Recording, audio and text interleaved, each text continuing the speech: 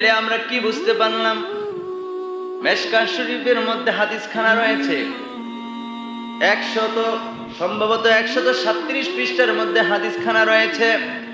আমার নবী জানায়া দিলেন, আমার নবী বললেন, আমার আল্লাহ যখন মুমিন বান্দাদেরকে ভালোবাসে, ভালোবাসা তাদেরকে রোগ দেয়, তাদেরকে বালা মুসিবত দেয়। জোরে জোরে কোন সুবহানাল্লাহ।